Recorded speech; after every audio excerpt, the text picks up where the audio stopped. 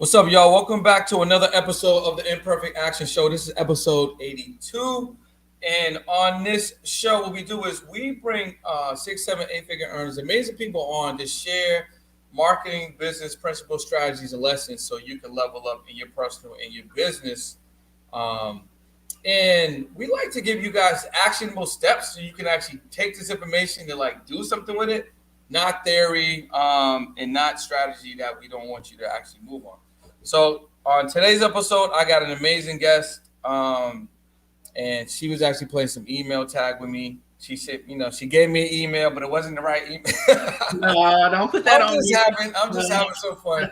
But my guest has traveled to over 50 states. She's been to over, and I had to read this like again because I'm like, well, she's been to over 37 countries.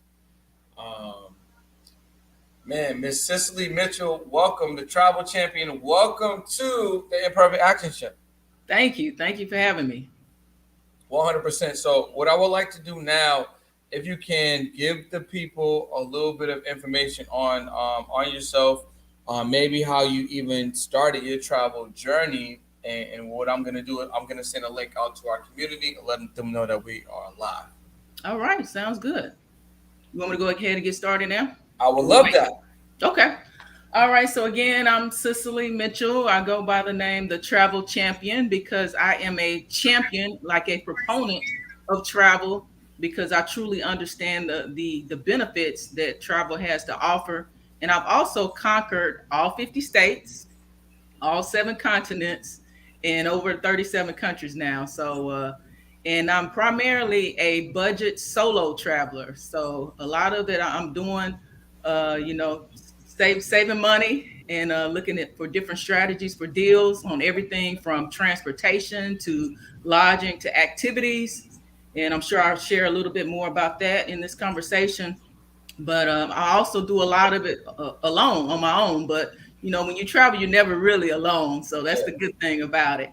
But right now, I'm really focusing in on trying to help women who are particularly interested in traveling solo, but are a little nervous, a little scared, based on a variety of things. But I've been able to do it for several years now, and I'm still in one piece. Had plenty of adventures, but it's been a really good experience, and I love talking about it, and I love sharing my love of travel with others. So that's what it's about. So what was the first country that you visited outside of United States?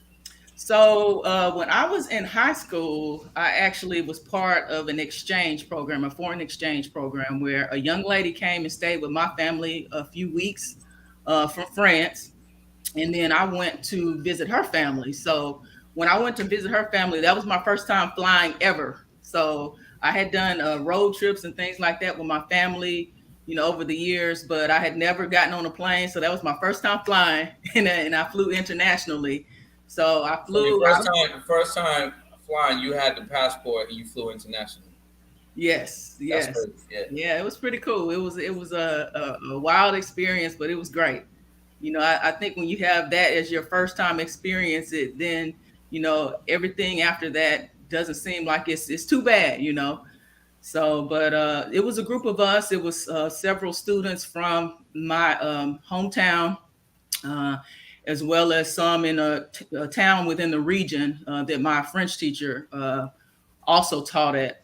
So it was a group of people. We were at school together, and again, like I said, I was able to stay with the family of the young lady who had already spent some time with me and my family.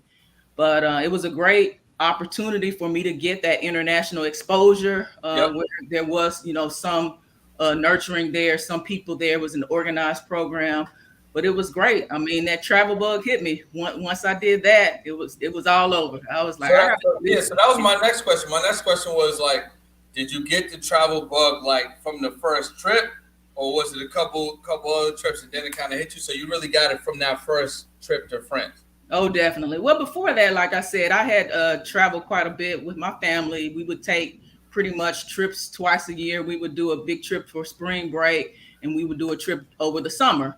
And it's my parents, myself, and my brother.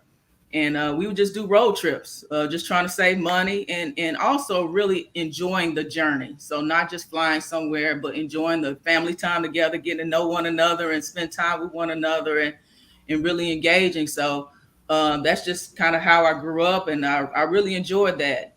Just seeing something new, something different, meeting different people and things like that. It was really a great experience for me, and it was something that I wanted to continue doing. But like I said, once I took that first international trip, I'm like, oh, it's even more out there. So it was that explorer in me just kind of took over, and I was like, I got to do this. I gotta keep doing this.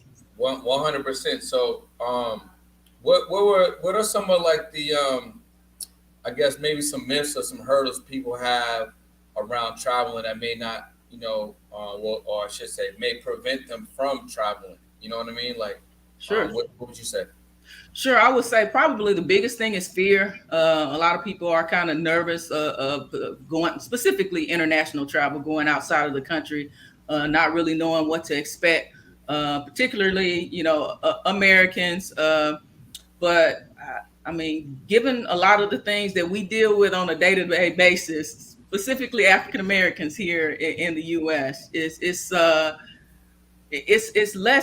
less fear for me going other places outside of the U.S. I've never had really a lot bad experiences Are from. you saying just being in the States is more dangerous? I didn't say that. Now. Don't put words on now. I didn't say that, but I'm saying the fear. The fear that people have, if they're not fearful just living every day here in America, then they really should not be fearful of traveling outside the United States, because in a lot of cases, I've had really safe experiences where I felt more in my skin, outside of the country than I did here, or I didn't feel like threatened or anything like that. I felt, people let me be more so, that air of freedom outside of the U.S. So that's no reason for people to want to get out of the U.S. So that's what I'm saying. So I would say fear would be the number one thing, and then after that, I would say probably time and money. So a lot of times people feel like, they don't have the money to travel. And because I travel so much, a lot of people are like, man, you rich. I'm like, no, I'm not. I just know how to budget. I know how to save.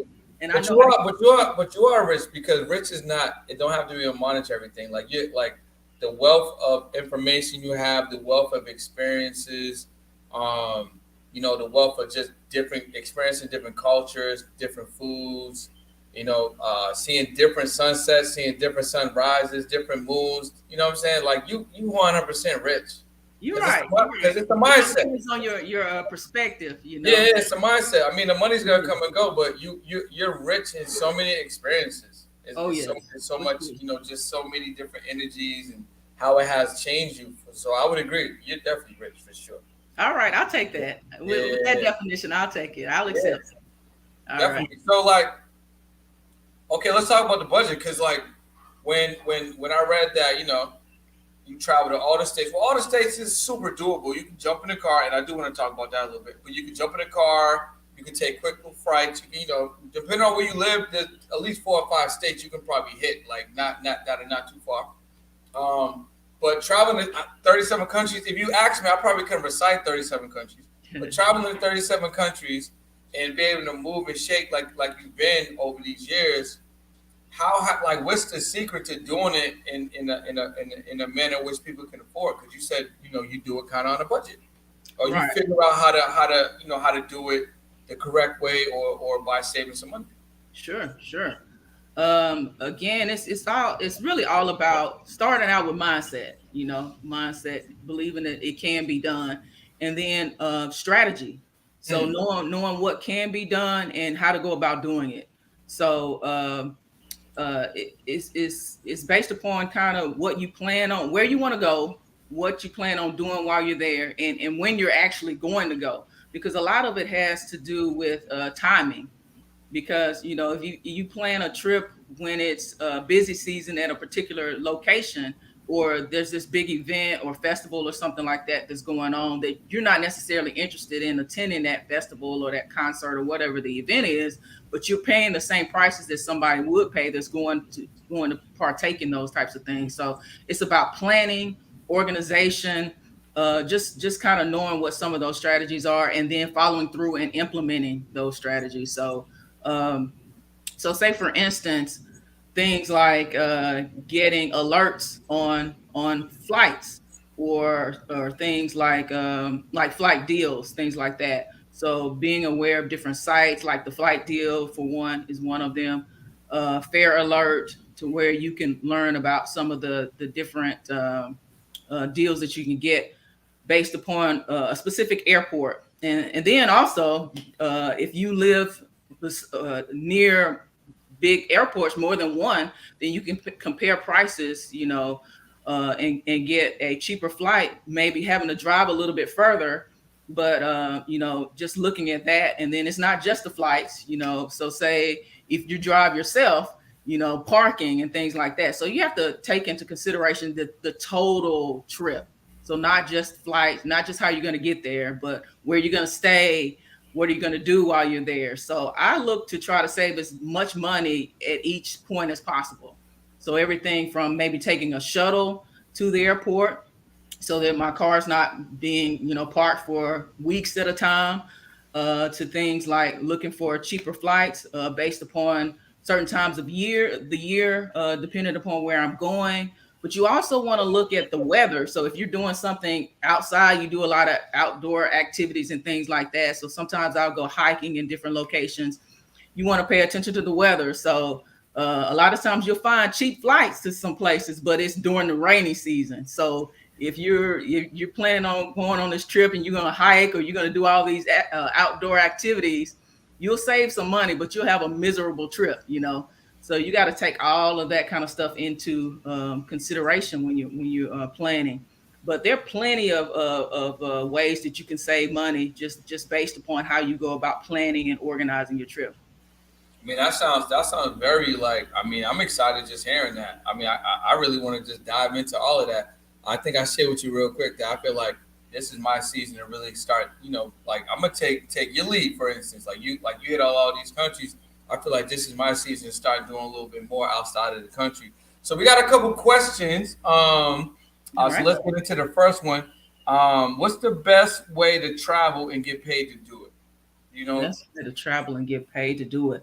So there are some people that do like sponsorships with different groups. So whether it be like your hotel or certain restaurants and things like that, if you can go on and promote. So say if you have a high following on social media, and you let the restaurant owner know that, and you're going to be promoting them and posting about their restaurant or about the hotel or about their business establishment, then you could potentially get paid, or you could get free food, free drinks, things like that. So maybe not necessarily the direct monetary cash. I mean, uh, I'll take a free hotel room though for sure.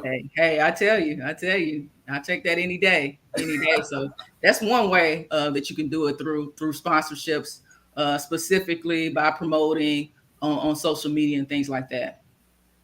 So we got another question. Are there such things as travel brands we can tap into for leverage? Travel brands. I'm not sure specifically what they may be talking about. I'm thinking about brands in terms of like hotel chains, or Yeah, maybe. Todd, do you mean like Cicely was saying hotel, or do you mean like travel groups or something like that? I want to make sure that she's able to answer your question. We do have another question. We can kind of circle back to that one. Okay, sure. Is there a best time to travel, which I think you did touch on, months in season, but is that dependent upon like where you're going and things like that? Yes, it definitely depends upon your destination. So that's something that you can pretty quickly do a Google search on, even Wikipedia. A lot of times they'll have like a climate map where they'll Yeah. have it broken down by month, what the temperatures are like, what the rainfall is like. So that'll give you an idea in terms of from the weather perspective. again, like I said, you want to be looking at two types of seasons. The seasons, like I was just talking about from a weather perspective, but you also want to look at whether it's busy season or tourist season as well. So those are the two main things that you want to look at specifically when you're traveling. So again, yes, to answer the question, it's specifically based on the destination. So, with all the places you have traveled, what places have you traveled more than once, though? Like, are there any places that you've been 3 or 4 times, or you really hit places, let's say, like once or twice? So I personally don't like to go to the same place more than once because I feel like this world is so vast that if I'm going to the same place twice, then I'm missing out on going somewhere else new. However, I have gone to like France. I've been there a couple of times. So like I said, when I was in high school, I did an exchange. So it was a little different, when I was in high school. And, so when I went back, I was older and it was a different experience. So when I have an opportunity to have a different experience, then I have done that and I've enjoyed that. Or maybe like I'm going with somebody, one time, somebody that's never been to a certain place, I'll do that because it's a different experience. So for me, it's about the experience more so than the location in terms of whether or not I'll go to, a location more than once. But I've been to several places in the United States more than once. Nashville, New Orleans. I mean, certain places where they've got a lot going on all the time. Again, you'll have a different experience every time you go. So I really enjoy things like that. We got another question. What are some needs to knows for traveling in a pandemic? All right. The biggest thing you need to know traveling in the pandemic is knowing what the specific travel restrictions are for your location. Not just where you're going, but when you come back. So you don't want to follow the rules and the restrictions and everything to get somewhere and then realize that you don't have everything in place to get back. You don't want to be stranded somewhere, even if it's somewhere nice, But if you got a certain amount of time off work for vacation, you don't want to end up being stranded for somewhere a little bit longer than you planned. But yeah, the biggest thing is finding out whether or not they're requiring COVID testing, and which type of test, the PCR test. So you definitely want to find out that information ahead of time. And obviously basic information about passports, visas, and things like that in general. But on top of that, with the pandemic, you got to pay attention to what are the restrictions around COVID for entry and exit to your destination, and then you getting back. Okay, so what about some travel must-haves, right? So I guess what I'm asking is this. So I feel like in my experience, like having that global entry card was great for me because when you come back, you don't gotta wait in that long customs line, right? You skate right through. Then obviously there's TSA pre-check, and then there's also clear, right? So through your experience, what are some of like the must-haves that will maybe ease someone's travel experience? Because you're gonna go to these places, you may be long flights, but what are a couple of things that people should acquire or consider when having that can make these trips a little bit easier to experience? Sure. I mean, you hit on some big ones right off. The TSA pre-check. Sometimes you just kind of get annoyed by having to take everything off your belt, your shoes, and all that. So you're able to bypass that with the TSA pre-check. So that's a big one, and that's leaving. As far as internationally coming back, the global entry. That's a good one because you're able to avoid the long lines when you get back. Because sometimes you got these long flights that you just got off. The last thing you want to do is stand in this long line. So definitely global entry. I'm a fan of that. I would say lounges. So I just recently started tapping into the lounges. I'll be transparent. At first, I kind of was like, I'm not really a lounge person, right? I'm not into the whole luxury thing. Like I said, I'm a budget traveler, but I got this new credit card where that is one of talk about it. Talk about it. One of the features is your priority. It's the priority pass. Yeah, the priority pass. So I I went to a few lounges, and you know what I found out? I am a lounge person, so I was like, okay, I'm wrong. I'm wrong on that, but it's really helpful to have a place to kind of relax and chill, you know, between flights and things like that. Again, because I'm a budget traveler, sometimes I have longer layovers than you know some people have. I don't always take the direct flights, but it makes it that much more enjoyable, you know, to be able to go and spend some time, have a drink, you know, just relax, you know, have a free Wi-Fi access and things like that. And a lot of them have showers and really nice restrooms, places where you can sleep, like the sleep pods and things like that. Some of them even have uh, like almost like a restaurant kind of feel to it, to where you know they prepare like a full meal, things like that. I actually was in trying to remember, I've been traveling quite a bit lately. I think it was Istanbul, Turkey, in one of their airports. So they actually have two. I've been to both of them. And one of them, actually, they had like a station where you could get a massage. So it was a guy that was doing a massage that was part of this lounge experience. And they had like pool tables, so you could play pool and things like that. In addition to the standard stuff, places to you know sleep, places to get something to eat, full bar, things like that. So it's nice, you know. And that's not just for solo travelers, but for family. They have like little play areas for children and things like that. So it's really nice. So those are some things that I would definitely say are benefits that you should, you know, take advantage of if you can. That will make your experience a little bit better from a airport travel standpoint. So we got a couple more questions. What are some of the best sites that you use to book hotels to book hotels and vehicles? Hotels and vehicles. So for hotels, I use man, let me see. The name is slipping me right quick. Yeah, I mean, you could probably drop like one or two. Sure. Trivago. So I use Trivago a lot for hotels. Is that what Uh, it is? Travago? Trivago, yes, I'm sorry. Trivago. I also use booking.com. So I've been a member of booking.com for a while now. So I've got like the highest level status.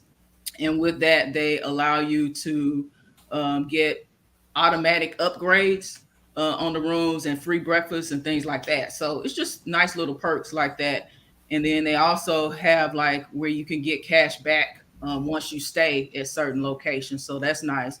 But the thing that I like about them specifically is that it's not just hotels. So they also have like your short-term rentals, like what we say Airbnb, but it's through booking.com. But they have like apartment locations. They have, you know, people's homes and things like that where you can stay for a much cheaper price. But in at that one site, it's comparing prices for all of those. So those are probably my two big ones that I'm using right now for hotels. You getting a lot of questions this morning, which is great. So I All got right, that's good. Keep them coming. Keep it coming. What's the best credit cards to apply for to use for travel? All right. So I just had a coworker ask me the same question earlier this week because I told him, he asked me, I was telling him about my last trip, which I spent some time in Egypt, Turkey, Yeah, I Jordan. want to go. I want to go to both Egypt and Turkey for sure. Oh, great. They're both great places.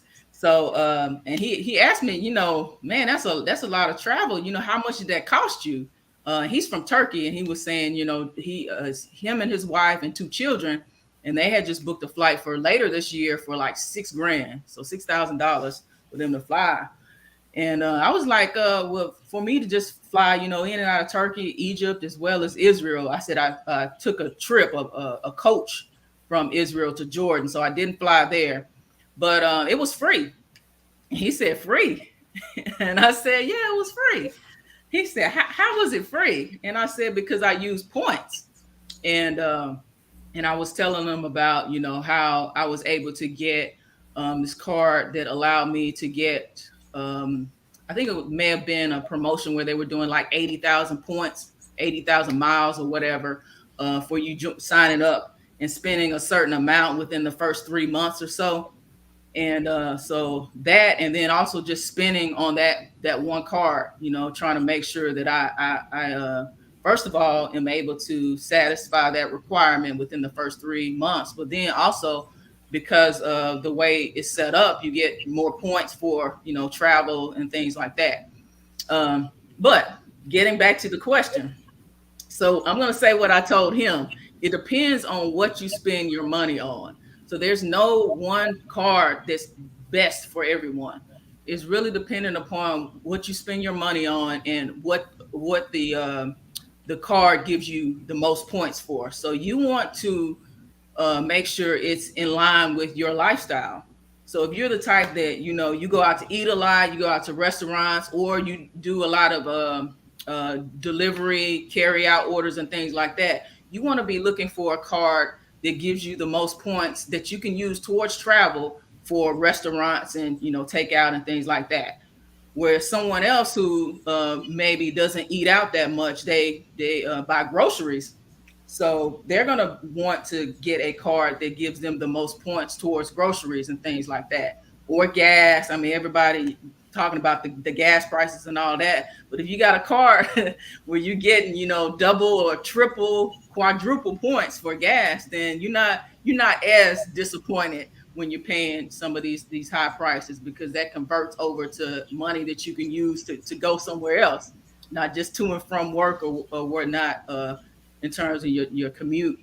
But so I cannot recommend a specific card for everyone. What I would say is look at your spending patterns, and then look at the description of what the point breakdown is for each card. And that's what you're going to use to determine which card is best for you in terms of the travel, because you want to make sure that you get the most points that align with your lifestyle. Is there a like a website that would have like all the cards on there that they could apply to or something, or would they have to kind of go to like each different brand site? There are a few. I don't endorse any in particular, but you can pretty much Google, and you'll see the ones that you want to try to get that are best for you. But Okay. yeah, Yeah, that makes sense because I like what you said. Like everyone has different spending patterns. You may spend more grocery shopping. You may spend more actually buying things on Amazon or whatever the case may be. So you want to definitely have a card that's going to maximize the points return and whatever you're spending on, but then also be able to if it's going to provide some travel bonuses too, that would be cool. sure. So we got And another question. let me add on to that too. Like, some people who are really big in this whole credit card game for the travel, a lot of times what they'll do is they'll have multiple cards for different things. So Yep. say I've got one card that is for, booking hotels, flights, and things like that. And then I've got another card that, groceries, Yep. dining out, things like that. So I would go between those cards to maximize the points. And for all of them, it's going towards travel, but I'm making sure that I'm strategically utilizing those to get the most points that I can get per card going towards the travel. No, I like that. I like that. Now that makes sense too. Being getting in cards that would make sense, and then being strategic with how you're using them. Sure, So and you get the sign up bonuses for both too. that's So true. make sure you get a card that has a sign up bonus, and pay attention to what's being offered, because sometimes they'll have like kind of a standard offer. It seems like it's a lot, but if you watch it over time, you'll see that every now and then they will hike it up. So you want to make sure that you get in when you can get the most points for that sign Yeah. up bonus. Get the most bang at that period. Oh yeah, for Um, sure. so right now, flight prices are a little crazy. So the next question is, how do we avoid these crazy flight prices? Like I said, the best thing is looking at trying to go off season. Maybe if it's somewhere that you don't necessarily have to go right now. So say you got maybe 5 different places in mind that you want to go. Look at the times of year that you can go, and price based upon and look at the prices based upon that. So you should be able to see a pattern or a trend as you start looking at flights and you put in different dates. You'll know, kind of when off season is or shoulder season or things like that. But again, like I said, you definitely want to compare that with like some type of climate map or something like that. If you're trying to do outdoor activities, you're trying to be at concert, outdoor concerts, festivals, things like that. You definitely want to pay attention to that. But I would say the biggest thing is just being in the know and Let me see. Oh, no, I think you froze up. You said the biggest thing, and then it kind of froze up. Are you still there, Cicely? man. There Can you you hear go. me now? I can hear you now. Okay, you Okay. back. You back. You back. All right. Sorry You about said, that. I you guess said, you my said, internet you said connection. the biggest thing, and then it cut up. All right. So the biggest thing I think I said was dealing with the time that you go. Just trying to make sure that you're not going like during the busy time, the tourist season, but trying to go off season because you'll get better deals going through going those times. So if you have multiple locations that you're looking at, then price go and search and see what the best prices are based upon the time. But then I said also you want to make sure that you pay attention to what the weather is like during those times because a lot of times they'll be really cheap, but it'll be like horrible weather Yeah. if you're trying to do outdoor activities, or if you're trying to go to concerts, festivals, and things like that. But if you plan on just being inside or you're doing indoor activities and things like that, which is cool, then that's not really going to affect you, in terms of that messing up your trip per se. So that would be a great time for you to go, when everybody else is not there and there's less competition for prices. So we got one more question, and then I want you to give people the opportunity to learn more about. I know you got a book that's about to come out, courses, just different ways that they can connect with you, work with you a little bit more intimately, and and really understand how to travel on a budget, and then hopefully go to more and more places. Oh So, yeah, that's the plan. so the last question we have is what is the best resource to learn about flight restrictions in the continental U.S.? Within the continental U.S., I would say the CDC website for Mm. sure. If you're traveling within the U.S., CDC, which is the Center for Disease Control and Prevention, and I believe it's probably CDC.org is probably what'll get you there. And then once you go within that site, they'll usually during this time, because of everything that's going on, you'll see something on that homepage that will allow you to click to find out what the latest and greatest restrictions are for sure. That makes sense. All right, so tell us about all the good stuff you got cooking. I want to know about this ebook. I want to know about this course.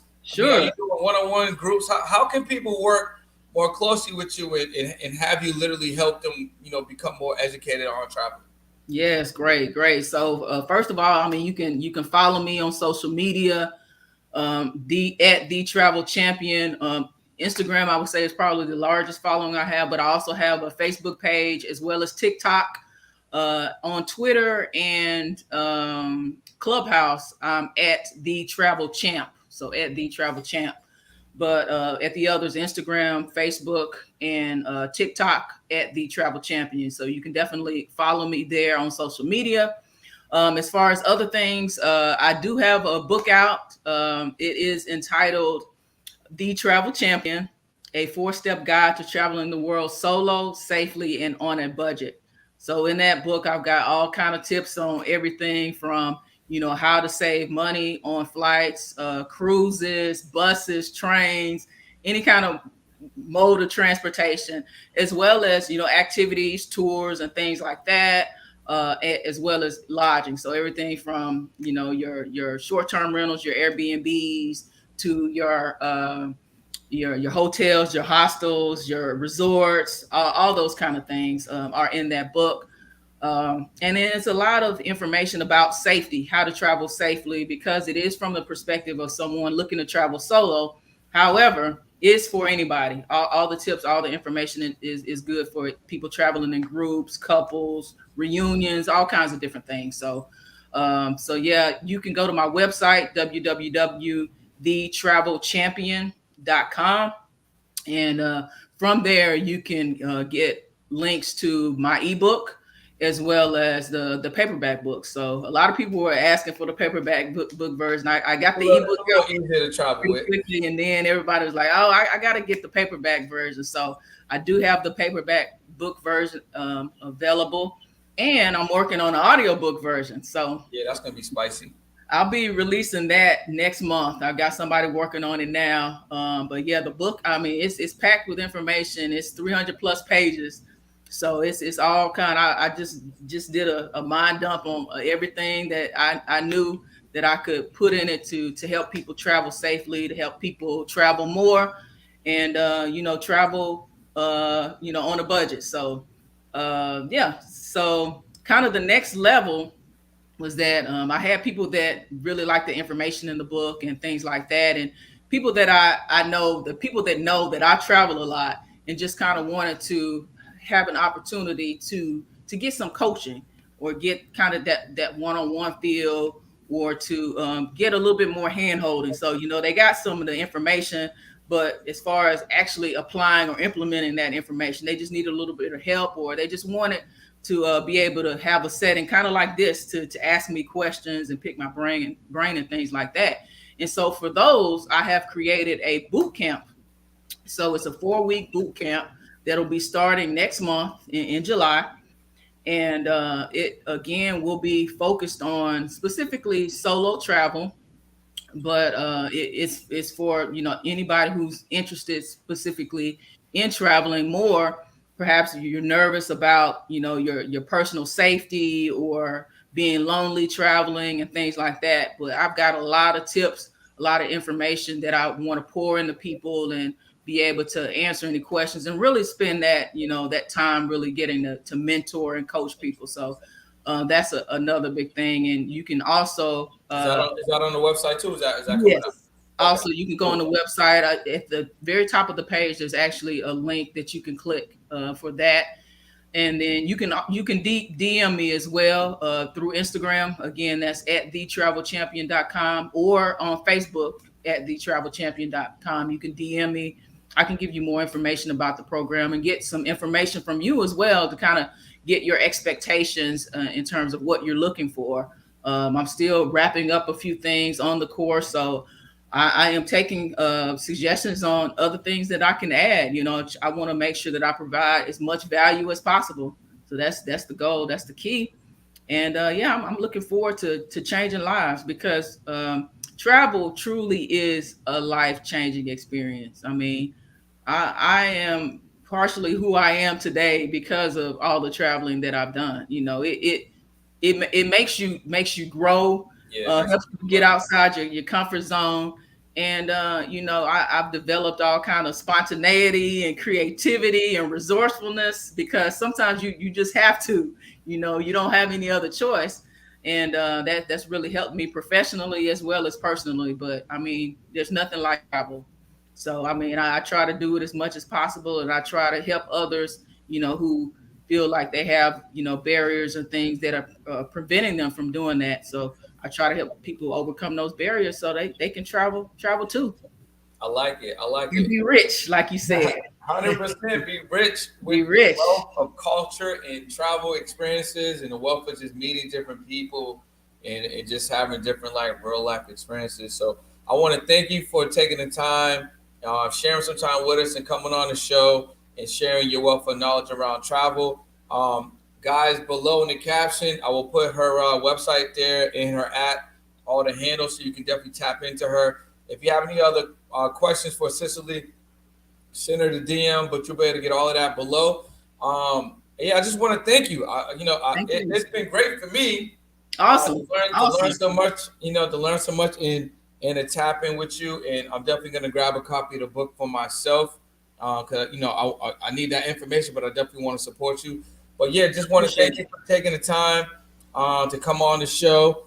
This has been another episode of the Imperfect Action Show with the Travel Champion, giving us a lot of information, a lot of spice around traveling, different tips and tricks, so you could travel more and more and do it safely, and things like that. So We will see you guys on episode 83 coming up on Monday. And yeah, thanks a lot, Cicely. All right, thank you. I appreciate it. All right, we'll see you guys next time.